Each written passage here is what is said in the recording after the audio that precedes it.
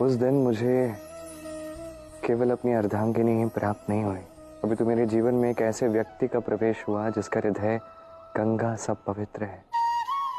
तुमसे विवाह करके मैंने प्रेम के एक भिन्न रूप का अनुभव किया, एक ऐसा प्रेम जिसमें लालसा नहीं है, केवल समर्पण है। और एक सत्य बात कहूं तो ये संसार केवल राधा कृष्ण के प्रेम को ही नहीं, रुक्मिणी कृष्ण को भी सदा सदा के लिए स्मरण रखेगा।